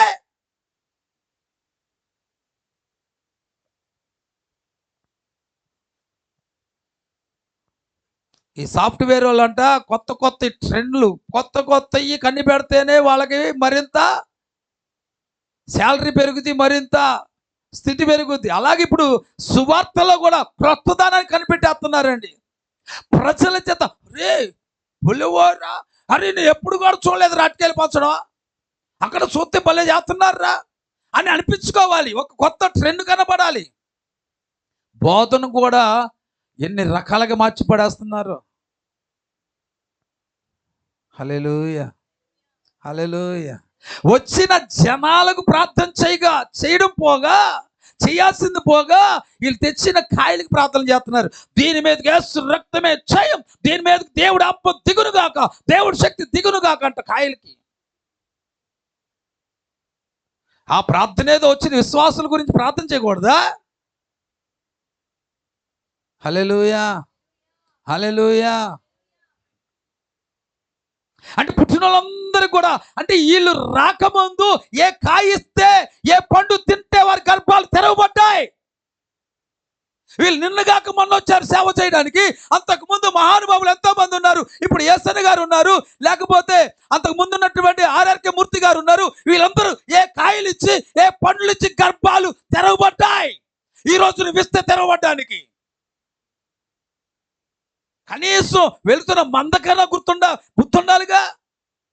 అవునా కాదండి? యేసన్న గారు ఉన్న కాలంలో, లేకపోతే ఆర్ఆర్కే మూర్తి గారు ఉన్న కాలంలో, అంతకు ముందున్నటువంటి పెద్దలు ఉన్నటువంటి ఆ కాలంలో వీళ్ళు ఏమి ఇస్తే వాళ్ళు గర్భాలు దాచారండి, వాళ్ళ గర్భాలు తెరవబడ్డాయండి. ఈరోజు కాయ ఇస్తే గర్భాలు తెరవబడ్డానికి ఇది నూతన ట్రెండ్ కాదా? ఇది వెలుగుతుంది ఆత్మ కాదా? ఆది అపోస్తుల కాలంలో కానీ, లేకపోతే ఇంకో మాట, శారా గర్భానికి తెరవడానికి యేసు ప్రభుల దేవుడు ఆ మామిడి పండు చెట్ల, లేకపోతే యాపిల్కాయ ఇచ్చాడా, అరటికాయ ఇచ్చాడా? మృతతుల్యమైనటువంటి ఆ శారా గర్భవాసములోనికి ఏం దిగి వచ్చింది? యాపిల్కి దిగి వచ్చిందా? దేవుడి శక్తి దిగి వచ్చిందంట. దిగి రావడం ద్వారా మృతతుల్యమైనటువంటి ఆ శరీరంలోనికి దేవుడి శక్తి దిగి రావడం వల్ల ఆమె గర్భము దాల్చింది అని దేవుడు వాక్యం చెప్తా ఉంది. హల్లెలూయా. భ్రష్టు పట్టిస్తూ ఇష్టానుసారంగా అప్పుడును గారడి సింహాలు ఉంటే, ఇప్పుడు సువార్తలు అయితే దేవుడి పేరు చెప్పుకొని గారడి సింహాలు ఎంతో మంది చలమణ అవుతున్నారండి. ఈ రోజు అంటున్నాను, ప్రకటించే వాడికి, చెప్పేవాడికైనా బుద్ధి లేకపోతే కనీసం వెళ్ళే వాళ్ళకైనా బుద్ధి ఉండద్దు, జ్ఞానం ఉండద్దు. దేవుడు వాక్యానికి మించింది ఈ లోకంలో మరొకటి లేదు. ఏదైనా వాక్యము ద్వారా, సువార్త ద్వారా జరగాల్సింది తప్ప, వాక్యమే దేవుడు, దేవుడే వాక్యమై ఉన్నాడు. ఆ వాక్యములోని శక్తి దాగి ఉంది, గుర్తుపెట్టుకో. హల్లెలూయా, హల్లెలూయా. ఎవరు నమ్మించడానికి చేస్తున్నారు? దయచేసి జాగ్రత్త. హల్లెలూయా. హల్లెలూయా. ఎంత దారుణంగా మారిపోతుందండి పరిస్థితులు ఈరోజు. ప్రియదేవుడు, నువ్వేది అడిగినా దురుద్దేశముతో అడక్కోకుండా మంచిగా అడుగు. వీళ్ళేమి చేస్తే వాళ్ళ మీదకి పరిశుద్ధాత్మ దిగి వచ్చిందండి. ఈ గారడి సీమోను గాడు ఏం చేస్తున్నాడు? డబ్బులు పెడుతున్నాడు అక్కడ ఆ పరిశుద్ధాత్మ వరాన్ని పొందుకోవడానికి. మంచి హృదయముతో కానీ నువ్వు దేవుని స్థానంలోకి వెళ్ళి మోకరించి ప్రార్థిస్తే నువ్వేది కావాలో అది నా దేవునికి అనుగ్రహిస్తాడు. హల్లెలూయా. నాకు అనిపిస్తుంది ఇప్పుడు అట్టికేళ్ళ వాళ్ళ గర్భాలు తెరవబడుతున్నాయి అంటున్నారు కదా. రేపొద్దున్న లేకపోతే ఆ జాంకాయలు రేపొద్దున ఏం చేస్తారు తెలుసా? ఇది తినండి నీ క్యాన్సర్ పోద్దని కూడా చెప్తారు. ఏమీ లేదండి, ఇదంతా జరిగేది ఏంటంటే నీ బలహీనతే వాళ్ళ సొమ్ము. నీ బలహీనతే, నీ వీక్నెస్సే వాళ్ళ సొమ్ము, అంతే. హల్లెలూయా.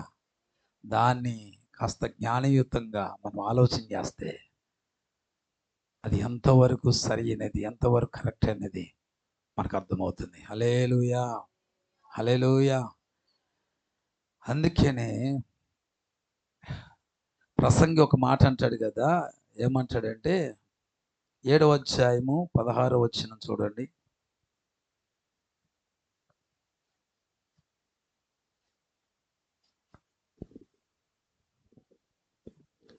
7:16. అధికముగా నీతిమంతుడవై ఉండకుము. దేవుడు వాక్యం చెప్తుంది అధికముగా నీతిమంతుడవై అంటే ఉండకుము. నీతిగా ఉంటే చాలు, అధిక నీతి వద్దు.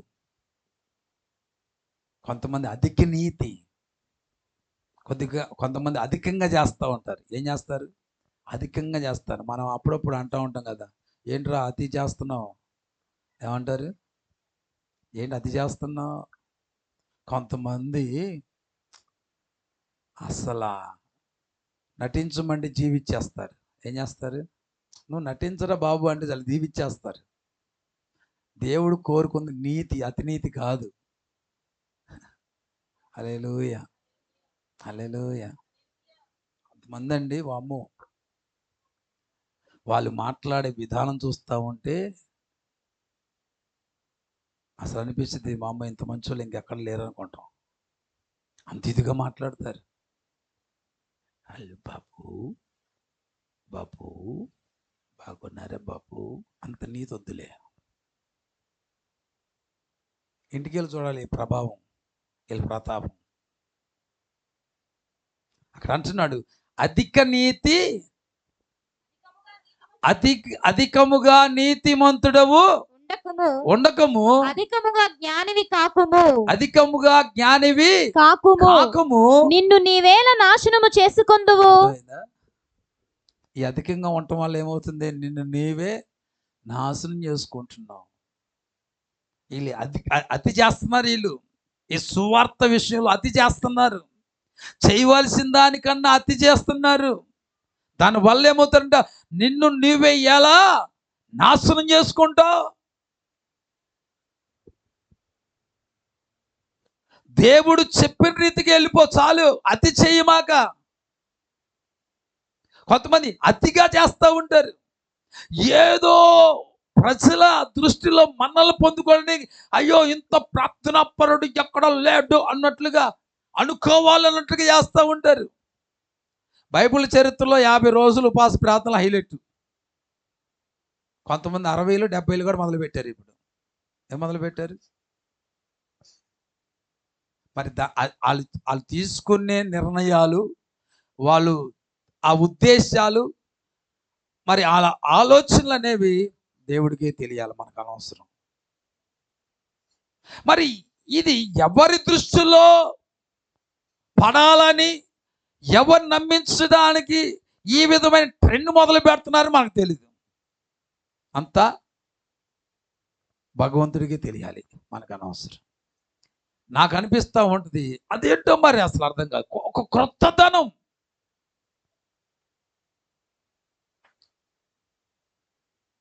అది ఎంతవరకు సరి అనేది ఒకసారి ఆలోచించండి. ఈ గారడి సీమోను కూడా, నేను చెప్తాను జాగ్రత్తగా వినండి. రక్షింపబడిన సీమోను ఇతడు గత కాలములో గారడివాడు. ఎవరండి? గారడివాడు. పేతురు ఎవరి మీద చేతులుంచి ప్రార్థిస్తున్నాడు వారు ఏమైపోతున్నారు? పరిశుద్ధాత్మను పొందుచున్నారు. ఇది చూసిన గారడి సీమోను ఏం చేశాడు అంటే, అలాంటి అధికారము నాకు కావాలి ఇవ్వండి అని అడిగాడు. ఇతడు అడిగింది దప్పికొండో లేకపోతే ఆత్మీయ తృష్ణ ఉండో అనేది కాదు, అది దైవ చిత్తానుసారమైనది కాదు. ఇతడు ఉన్న దప్పిక, ఈ ఆత్మీయ తృష్ణ అనేది దైవ చిత్తానుసారమైనది కాదు. అడిగిందోను పరిశుద్ధాత్మే, కానీ ఏ ఉద్దేశంతో అడిగాడు? దప్పికొండో తృష్ణ కలిగి. కొంతమంది ఏమండి నేను కూడా బాప్తీసం తీసుకున్నా, మావాడు కూడా బాప్తీసం ఇచ్చేయండి. ఏమి రికమెండేషన్ దేనికి? వాడుకొని కనీసం పాప క్షమాపణ ఉండదు, మారు మనసు ఉండదు, పశ్చాత్తాపం ఉండదు, దిద్దుబాటు ఉండదు, ఏముండదు. ఈ మధ్య అంటది మా వాడికి బాప్తీసం ఇచ్చేసేయండి. ఈవిడను ఇష్టం లేని వాళ్ళ గురించి ఉంటాడు ఇక్కడ ఉండి. తర్వాత ఏదో జ్ఞానం కలిగి అత్తాల గురించి తెలిసినప్పుడు ఏమ్మా ఎందుకమ్మా ఇడికి బాప్తీసం? ఏం లేదు అయ్యగారు, మొన్న ఒక పెళ్లి చూపులో ఒక సంబంధం వచ్చింది అయ్యగారు. వస్తే బాప్తీసం తీసుకుంటేనే పెళ్లి చేసుకుంటుందంట అమ్మాయి. ఏంటంట? దేనికి చేసుకుంటుందంట? ఇది బాప్తీసం తీసుకుంటేనే చేసుకుంటుందంట అమ్మాయి. అందుకని ఇప్పుడు ఏం కావాలా?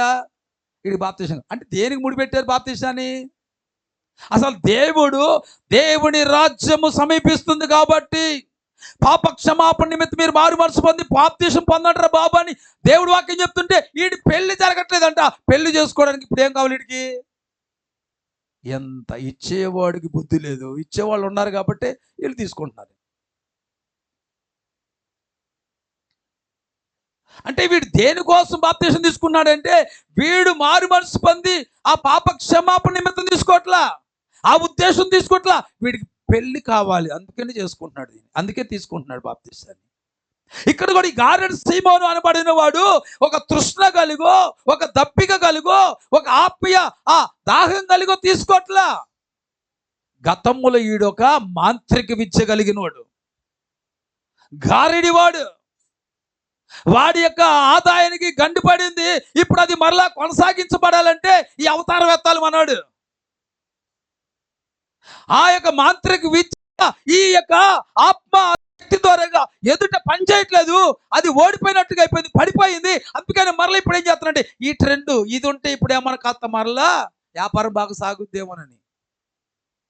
ఇక్కడ అదే గతములో మాంత్రిక వృత్తిలో లభించిన పేరు ప్రఖ్యాతులు పొందవలనే ఆకాంక్షతో కూడిన ప్రార్థనయే ఈ దినాల్లో కూడా ఇలాంటి విశ్వాసులు సేవకులు కూడా లేకపోలేదు. హల్లెలూయా, హల్లెలూయా. కొంతమంది లోకములో ఎవరికి ఎక్కువగా విలువిస్తున్నారంటే కారులో వచ్చినోడికి, విమానంలోంచి దిగినోడికి, నలుగురు ఎంత వచ్చిన వాళ్ళకి, ఏమండి టై కట్టుకున్న వాళ్ళకి, షూ వేసుకున్న వాళ్ళకి, టక్ వేసుకున్న వాళ్ళకి, కోట్ వేసుకున్న వాళ్ళకి, వీళ్ళకి అయ్యగారు వచ్చారు. ఎవరు వచ్చారు? అయ్యగారు వచ్చారు. అదే మామూలుగా సింపుల్గా పాస్టర్ గారు వచ్చారు. అయ్య పోయాడు అక్కడ. ఎవరు వచ్చారు అక్కడికి? పాస్టర్ గారు వచ్చారు. వచ్చారా? వస్తే కూర్చోమని చెప్పి వస్తున్నాలే. ఇది పాస్టర్ గారు అయితే ఆ గౌరవం, అయ్యగారు అయితే అమ్మో వచ్చారే ముందే చెప్పొద్దురా యాతావా, ఏమనుకుంటారో ఆగరా అని చెప్పి గబగబా ఈ కాలు కాల్చుకొని చేతులు కాల్చుకొని వెళ్తారు పరిగెత్తుకుంటా. విలువ అది దానికోసం. ఈ దినాల్లో కూడా చాలా మంది ఇంకా ఎదురేముండాలి? పాస్టర్ అంటే గౌరవం ఉండదు. ఏముండాలి? బిషప్, రెఫరెంట్, డాక్టరేట్, డాక్టర్, ఈ బిరుదులు ఉండాలా. అలాగుంటేనే అయ్యగారు, ఈ లేకపోతే పాటర్ గారు. ఎంత దారుణంగా మారిపోతుందండి పరిస్థితులు. దాన్ని బట్టి వీళ్ళేం చేస్తారంటే కాలాన్ని బట్టి మనం కూడా మారాలి బ్రదర్. ఏమవ్వాలా? కాలాన్ని బట్టి ఏమైపోవాలంట? లేకపోతే మన నేను ఎవరు పిలవదు పో, పరలోకానికి పోతావు నువ్వు. ఎవరో పిలుస్తున్నారని పిలుపు కోసం నువ్వు మార్చుకున్నావు, నరకానికి పోతావు. ఎవరు పిలిచినా పిలకపోయినా దేవుడు పిలుపు ఉంది కాబట్టి నిలబడు, నా దేవుడు నిత్య రాజ్యానికి తీసుకెళ్తాడు నేను, అంతే. Praise the lord. వాళ్ళు వీళ్ళు పిలవాలని చెప్పి లేనిదంతా అంటించుకొని పూసుకొని కూర్చొని అది చేసుకొని నరకానికి పోయడానికంటే దేవుడు పిలుపు ఆ మేరకు నువ్వు వచ్చావు కాబట్టి ఆ పిలుపుని నమ్మి నిలబడి అంతే చాలు. దేవుడు వాడుకోసం ఏమైతే వాడుకుంటాడు, లేకపోతే నిత్య జీవనకు తీసుకుపోతాడు అంతే. హల్లెలూయా, హల్లెలూయా. విశ్వాసులైనా సరే ఎవరమైనా సరే, కొంతమంది విశ్వాసులు కూడా ఇలాగ రేకుల షెడ్డు చిన్న చిన్న మందిరాలకి రారు. ఎందుకంటే అక్కడ 10,000 మంది 1000 మంది లేకపోతే ఎక్కువ ఉండాలా. ఎందుకంటే ఎవరన్నా అడిగితే చెప్పుకునే ఇది ఉండాలా. నువ్వు ఎవరి మందిరికి వెళ్తున్నావు అంటే ఏసేపు గారా, ఏ సేపు అయినా ఏ సేపు ఉంటుంది ఆయనకి, ఎవరైనా ఎక్కడుంటాడు ఏంది చెప్పంగానే మీరు ఫలానా అయ్యగారు చర్చికి వెళ్తారా అనుకోవాలా. అలా చూసుకుని పోతున్నారండి మందిరాలకు కూడా. ఒక ఆయన అయితే అన్నాడు, చిన్న చిన్న మందిరాలకు వెళ్ళకూడదండి, ప్రతిదానికి మన మీద ఆధారపడిపోతారు. ఏంటంట, చిన్న చిన్న మందిరాలకు వెళ్తే ఏం డైలాగు, చిన్న చిన్న మందిరాలకు వెళ్తే ఎక్కువగా ఏదైనా పని పెడితే ఎక్కువ కానుక ఇచ్చేయాల. అది పెద్ద మందిరాలకు వెళ్ళామనుకో ఎవడు తెలియదు. అసలు ఒక్కొక్కరికి ఒక్కొక్క ఆలోచన. ఏ రోజైనా సంఘములు ఉన్నవారులారా, మీరు అందరూ ఇక్కడ ఉన్నారు కదా, ఏ రోజైనా మిమ్మల్ని ఎవరైనా బలవంతం పెట్టి మీరు కానీ కార్యక్రమం జరుగుతుంది కాబట్టి మర్యాదకి ఇంటికి ఎంత ఇవ్వకపోతే మీరు శాపగ్రస్తులు అయిపోతారు, మీ ఇంటి మీదకి శాపం వచ్చి దిగిపోతుందని, లేకపోతే ఆర్డర్లు వేసి శాపనార్థాలు పెట్టి దౌర్జన్యం చేసి మీ దగ్గర ఎవరి దగ్గరైనా ₹1 వసూలు చేసిన చరిత్ర ఉందా? ఏ రోజైనా బలవంతం చేసి వసూలు చేసిన బాని ఎప్పుడైనా ఉందా? చెప్పరే. నేను బలవంతంగా తిప్పించినట్టుకుందా మిమ్మల్ని తలకాయలు. ఎవరు మాట్లాడుకుని మౌనంగా ఉంటే ఏంటి అర్థం? లైవ్లో కూడా వెళ్తుంది ఈ కార్యక్రమం. పాస్టర్ గారు దీన్ని కూడా బలవంతంగా చెప్పి తలకాయలు ఊపిస్తున్నాడు అనుకుంటారు వాళ్ళు. హల్లెలూయా. నాకు ఒక నమ్మకం ఉందండి, నా దేవుడు నన్ను పిలుచుకున్నాడనే నమ్మకంతో వచ్చాను కాబట్టి ఈ రోజు వరకు నా దేవుడు నన్ను సిగ్గుపడనీయకోకుండా ప్రతి కార్యక్రమాన్ని జరిగించుకుంటున్నాడు. Praise the lord. హల్లెలూయా. దేహి అని చెప్పి ఎవరిని కూడా ఈరోజు కూడా చెయ్యి చాచి అడ్డిగే స్థితి లేకుండా నా హెవెన్లీ ఫాదర్, నా డాడీ నాకేం చేస్తున్నాడంటే నా ప్రతి అవసరం తీరుస్తూనే ఉన్నాడు. Praise the lord. హల్లెలూయా. ఇప్పుడు మీటింగ్స్ ఉన్నాయన్న మామూలుగా చెప్పాను, ప్రార్థన చేయండి అంతే. ఏమో ప్రేరేపణ వస్తే ఇవ్వాలని మనసు ఉంటే చేయండి, లేకపోతే లేదన్న. యేసు రక్తం చేయండి, సిలువ రక్తం చేయండి. ఎప్పటికైనా సరే మన చేతులై మా అగాపే మినిస్ట్రీకి ఉన్న అదృష్టం ఏంటో చెప్పమంటారు, ఎప్పుడు సేవకుడి చేతుల నుంచే పడతా ఉంటాయి. ఎక్కడ 1 మరి ఎవరికి తెలియదు కానీ మా ఆత్మీయ తండ్రి గారు అదే చెప్తూ ఉంటారు, ఏ కార్యక్రమం పెట్టిండు కానీ మిగులు ఉండదు కానీ అంత తరిగే. సేవకుడి చేతుల్లో నుంచి పడవలసింది తప్ప ఆ కార్యక్రమం అవుతుంది. అయినా దేవుడు కృప ఏంటి తెలుసా, ఏ రోజు కూడా దేవుడు తక్కువ చేయకోకుండా ప్రతి కార్యక్రమాన్ని జరిగిస్తూ ఉన్నాడు. Praise the lord. హల్లెలూయా. ఈరోజు ప్రియ దేవుని సంగమా, మన జీవితంలో మనం గుర్తెరుగుదాం. వాడు ఆ మంట కలిగి ఆలోచన కలిగి ఏం చేశాడంటే ఆ రీతిగా అడిగాడు. అందుకని పేతురుకు ఒళ్ళిమిడి మరి పనికి మాలనోడా, పరిశుద్ధాత్మ అంటే డబ్బులు ఇచ్చి కొనుక్కునేది అనుకున్నావురా, అందుకని నీ వెండి నీతో కూడా నశించును అని చెప్పి వాడు గద్దించి పంపించేశాడండి. హల్లెలూయా. ఒకవేళ మనం ఏదైనా దురుద్దేశముతో కానీ అడిగే వారంగా ఉన్నామా, నువ్వు అడిగిన దానితో నువ్వు కూడా ఏమైపోతావు, నశించిపోతావు. జాగ్రత్త. ఏది అడిగినా సరే నిస్వార్థముతో అడుగు, నీకు అవసరం ఉన్నదే అడుగు, నీకు అనవసరమైనది అడగమాక, నీకు దురుద్దేశంతో అడగమాక, నీ సుఖభోగముల కొరకు అడగమాక, నిజంగా నీకు అవసరం అంటే అడుగు, నిశ్చయముగా నా దేవుడు దాన్ని అనుగ్రహిస్తాడు. హల్లెలూయా, హల్లెలూయా. కొంతమంది అధిక భక్తి చేస్తూ ఉంటారు. దావీదుకి చెప్పాడు, ఒరే దావీదా, నాతను ప్రవక్త ద్వారా చెప్పాడు, అరే దావీదా, నువ్వు చేసిన పాపానికి ఇగో శత్రువులు దేవుడి నామాన్ని దూషించకుండా ఉండినట్లుగా నీ పాపం వల్ల వచ్చినటువంటి ఆ కుమారుడిని చస్తాడ్రవాడు అని చెప్పాడు. అంటే ఈ దావీదు ఏం చేశాడు, మళ్ళీ ఆ బిడ్డ చావకూడదు బ్రతకాలని చెప్పి కన్నీటి ఉపవాస ప్రార్థన చేశాడు. ఏ ప్రార్థన? కన్నీటి ఉపవాస ప్రార్థన స్టార్ట్ చేశాడు. చేసేసరికి అక్కడ చూడండి 7వ దినమా ఇలా ఇప్పుడు ఉంటుంది, సమూయేలు 2వ గ్రంథం 12వ అధ్యాయము. ఒకసారి అది చదువుకొని ముగించేద్దాం. 7వ దినమా? చూడండి ఒకసారి 13 వచ్చిన చదవండి. నేను పాపం చేసి, నేను చదువుతాను ఆగమ్మా. నేను పాపం చేసినని దావీదు నాతానుతో అనగా, నాతాను నీవు చావకుండినట్లు యెహోవా నీ పాపమును పరిహరించెను. అయితే ఈ కార్యము వలన యెహోవాను దూషించుటకు ఆయన శత్రువులకు నీవు గొప్ప హేతువు కలగజేసింది గనుక నీకు పుట్టిన బిడ్డ నిశ్చయంగా చచ్చునని దావీదు చెప్పి తన ఇంటికి వెళ్ళెను. అయితే యెహోవా ఊరియా భార్య దావీదునకు కనిన బిడ్డను మొత్తినందున అతడు ఏమయ్యాడు? బహు జబ్బుపడిను.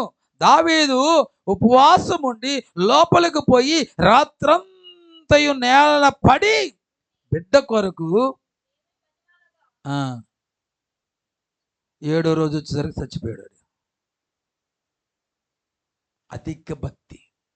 దేవుడు చెప్పాడు, వాడి పాపం వల్ల పుట్టినోడు రా బాబు, వాడు చస్తాడు, పాపం వల్ల వచ్చే జీతం మరణం, వాది ఆడికి చస్తాడు అంటే దావీదు ఏం చేశాడు? బ్రతికించడానికి పై గారు మోకాలు దండేశాడు. అక్కడ మామూలుగా చేయండి అంటే ఎవరు చేయరు, కానీ వాక్య విరుద్ధమైన దానికైతే ఎంత ప్రార్థన చేసుకుంటారో. కొంతమంది ఆలోచన ఎలాగుంటాయి అంటే వాక్య విరుద్ధమైనవి. పెళ్లి విషయంలో కానీ, ఉద్యోగ విషయాల్లో కానీ, వ్యాపార విషయాల్లో కానీ, ఇల్లు కట్టుకునే విషయంలో కానీ. ఇల్లు కట్టడం మూలరాయికి ఏం చెప్తారండి? ముహూర్తం చెప్తారు. దేనికి? మూలరాయికి ముహూర్తం. తర్వాత గుమ్మం పెట్టడానికి ముహూర్తాలు. ఇంకా స్లాబ్ వేయడానికి వెరీ గుడ్ అండి, దానికి టైం చూసుకుంటారు. అన్నిటికీ టైం చూసుకుని ఏం చేస్తారంటే కార్యక్రమాలు మొదలు పెట్టాలని చూస్తూ ఉంటారు. ప్రతి దానికి ఏదో ఒకటి ముహూర్తాలు చూసుకొని ఇలా టైం చూసి చూసి ఏం చేస్తారంటే ప్రారంభిస్తారు. ప్రారంభించి ప్రార్థన చేస్తారు. ఏమనంటే, ప్రభువా ₹1 అప్పు లేకుండా మొత్తం పని అయ్యేట్టు చూడు. ఆయన నువ్వు మొదలుపెట్టింది ఏంతో? నువ్వు మొదలుపెట్టింది ఎలా మొదలుపెట్టావు? ఎలా మొదలుపెట్టావు? కాలేజీకి వెళ్ళేటప్పుడు ఏమైనా ముహూర్తం చూసుకున్నావా? మంచి రోజా కాదా? శుక్రవారం వెళ్ళావా, గురువారం వెళ్ళావా, మంగళవారం వెళ్ళావా? అమ్మ మంగళవారం స్కూల్ కాలేజీకి వెళ్ళకూడదంట, అందుకే నేను గురువారం వెళ్తా. అమ్మో శుక్రవారం, కొంతమంది శుక్రవారాలు ₹1 కూడా తీరంట. ఏది కొనరంట, ఖర్చు పెట్టరంట, ఎత్తే మాత్రం తీసుకుంటారు. వాళ్ళకడ చెప్పొచ్చుగా, అమ్మో ఖర్చు పెట్టకూడదమ్మా, అలా ఇవ్వకూడదమ్మా శుక్రవారం పూట్ల నువ్వు అనొచ్చుగా. అనరు. మనం ఎవడు మాత్రం ఇవ్వకూడదు, మంగళవారం డబ్బులు ఇవ్వకూడదు, శుక్రవారం డబ్బులు ఇవ్వకూడదు. వాళ్ళు ఎత్తే మాత్రం లప్పలంగా తీసుకోవచ్చు. ఇది ఎక్కడ న్యాయం అర్థం కాదు. చూడ్డమోను అన్నీ కూడా నక్షత్రాలు చూస్తారు, సమయం చూస్తారు, గంటలు చూస్తారు, ముహూర్తాలు చూస్తారు, నక్షత్రాలు చూస్తారు. మంచి రోజా, చెడ్డ రోజా, ఆ రోజా, ఈ రోజా అన్నీ చూసుకొని ప్రారంభిస్తారు. ప్రార్థన మాత్రం నాయనా కన్నీరు కాచి నా పట్టాంతో అడిగేస్తారు.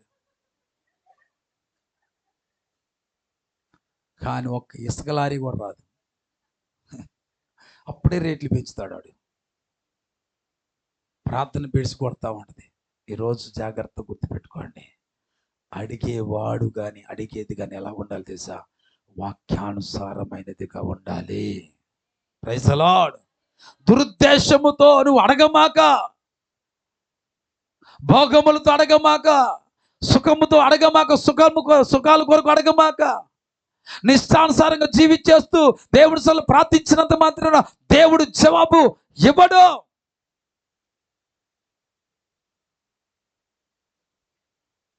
ఒకసారి దావీదు గారు చెప్పారు, ఆదివారం స్తోత్ర బలి అంట, మిగతా రోజుల్లోనూ బాహుబలి అంట. ఏంటంట? మీ అయ్యగారు చెప్పారు. ఏంటంట? ఆదివారం స్తోత్ర బలి, స్తోత్ర బలి, తండ్రి దేవా నీకే స్తోత్ర బలి. సోమవారం నుంచి శనివారం దాకా ఆమె పేరేంటయ్యా? బాహుబలిలో ఉండదు కదా లేడీ,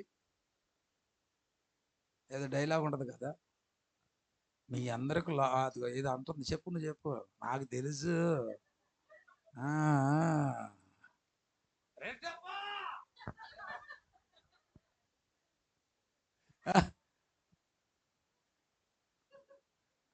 ఇక అంతే, ఇక బాహుబలియే. జాగ్రత్త.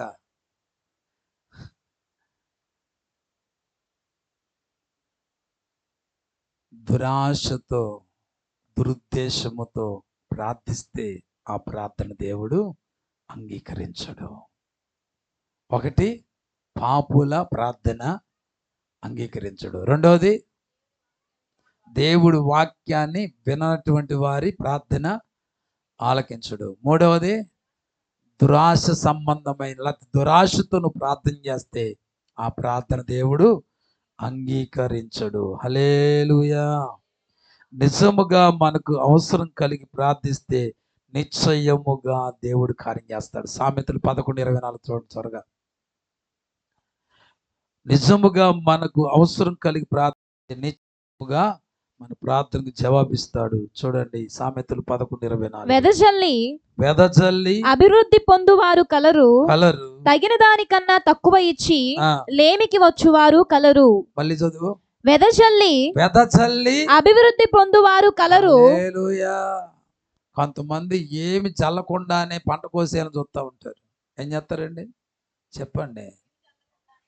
ఏం చేయకుండానే ప్రభువా ఇమ్ము ఇమ్ము నాయన, నేను పోదును నాయన, ఇమ్ము నాయన, నేను పోదును నాయన, ఇంతే తప్ప వెదజల్లే బుద్ధి ఉండదండి. రైతు సైతం పంట ముందు ఏం చేస్తాడండి? చెప్పండి. విరజిల్లుతాడా? వెదజల్లుతాడు. వెదజల్లిన తర్వాతే పంట కోస్తాడు. అలా వెదజల్లకుండా పంట కోసాడంటాడు దొంగ అంటారు. అవునా కాదా? అవునా కాదండి? వెదజల్లి అభివృద్ధి నొందిన వారు కలరంట, తగిన దానికన్నా తక్కువ ఇచ్చి లేమికి కలరు. తర్వాత మనము అడిగితే ప్రతిదీ మన హోదాను పేరును సంపాదించుకొనుటకు కాక ప్రభు నామ మహిమార్థమై వాడబడు నిమిత్తము ఇది కావాలని యథార్థ హృదయముతో ప్రార్థిస్తే వెంటనే లభిస్తుందంటండి. హల్లెలూయా. మరలా చెప్తున్నాను, అడిగే ప్రతిదీ మన హోదా కొరకు, పేరు కొరకు, లేకపోతే ఆ పేరు సంపాదించుకొనుటకు కాక అడిగే ప్రతిదీ కూడా ఎలాగ అడగాలంట? ప్రభు మహిమార్థమై వాడబడి నిమిత్తమై అడుగు, కావాలని అడుగు, యథార్థ హృదయంతో ప్రార్థించు, దేవుడు వెంటనే వెంటనే ఇస్తాడంటండి. హల్లెలూయా. హల్లెలూయా. నేను ఏది అడిగినా యథార్థ హృదయముతో దేవుడి నామ మహిమార్థమై ఆ వస్తువు వాడబడాలనే ఉద్దేశంతో అడుగుతున్నాను కాబట్టి ఒక్క రుణం లేకుండా నా దేవుడు నాకు వస్తువులు ఇచ్చాడండి. Praise the lord. వ్యాన్ విషయంలో రుణం లేకుండా ఇచ్చాడు. మందిరము స్థలం విషయంలో కూడా రుణం లేకుండానే ఇచ్చాడు దేవుడు. నేను కొన్న ప్రతి వస్తువు కూడా రుణము లేకుండానే నా దేవుడు ఏం చేశాడండి? నాకు అనుగ్రహించాడు. హల్లెలూయా. ఏమంటారు? ఏ క్యాష్ అంటారు? రెడీ క్యాషా? Net cash. అది నెట్ క్యాష్ ఇచ్చే ప్రతి వస్తువు కొన్నాను కదా తప్ప ఎక్కడ కూడా అప్పు పెట్టు బాకీలు చేసి చేయలేదండి. దేవుడు కృప అండి. ఎందుకు తెలుస్తా? ప్రతిదీ దేవుడి నామ ఘనత కొరకు అడుగుతున్నాను తప్ప నా సుఖం కొరకు, నా యొక్క ఆ పేరు కొరకు, నా ప్రతిష్ఠ కొరకు, నేను నా హోదా కొరకు ఎప్పుడు ఏ వస్తువు అడగలేదు, ఏది అడగల. ప్రతిదీ కూడా ప్రభువా నీ నామ మహిమార్థం వాడబడాలి, నాకు అది కావాలన్నప్పుడు దేవుడు నాకు అది అనుగ్రహించాడు. నెట్ క్యాష్ ఇచ్చి కొనుక్కుని కృపించాడు. Praise the lord. ఈరోజు నీవు కూడా అలాంటి మనసుతో అడిగితే, నువ్వు బైక్ అడుగుతావా? ప్రభా ఈ బైక్ నీకు మహిమార్థంగా నేను వాడతాను ప్రభా, అడుగు, నెట్ క్యాష్ నా దేవుడు ఇస్తాను నీకు బైక్ని. హల్లెలూయా. అలా కాకుండా నేను మా ఆవిడ ఆదివారం మందిరాలు మానేసి టైర్కి పంచులు పడతాయి అంతే. స్తోత్రం. హల్లెలూయా. అర్థమైందా? ఏది అడిగినా సరే, నీకు ఆరోగ్యం అడిగినా దేవుడు మహిమార్థమే అడుగు. నీకు ఇల్లు కావాలన్నా దేవుడు మహిమార్థంగానే అడుగు. నీ బండి కావాలన్నా, నీకు వ్యాపారములు దీవెన కావాలన్నా ప్రతిదీ కూడా అయ్యో ఏంటి రావట్లేదండి, ఏమొస్తానండి, వ్యాపారం బాగా దీవించబడుతుంది, వ్యాపారంలో పడి మందిరానికి రావడం కూడా కుదరట్లా. అలాంటి పనికి మాలినటువంటి పద్ధతులు కానీ నీ జీవితంలో ఎంటర్ అయినయ్యా, చేతులారా నీ పతనానికి నీవే కారకురాలు అయిపోతావు. ఏది ఇచ్చినా దేవుడి మహిమార్థమే నువ్వు వాడు. అలాగ దానిని కలిగి ఉండు. నిశ్చయముగా అంతకంతకు నువ్వు వర్ధిల్లుతావు. Praise the lord. కళ్ళు మూసుకోండి, ప్రార్థన చేసుకుందాం. కళ్ళు మూసుకోండి. స్తోత్రమయ్యా, స్తోత్రమయ్యా. ఇంతవరకు దేవుడు తన సన్నిధి మనతో కూడా ఉంచి మనతో మాట్లాడిన ప్రతి మాటను బట్టి రెండో స్థాయి పైకి చాపి బిగ్గరగా దేవుడికి స్తోత్రం చెల్లిద్దాం. బిగ్గరగా ప్రతి నోరు తెరవాలి. హల్లెలూయా, హల్లెలూయా. నువ్వు స్తుతించని నోరుగా ఉండి ప్రార్థిస్తే నా దేవుడు ఆ ప్రార్థన ఆలకించడు.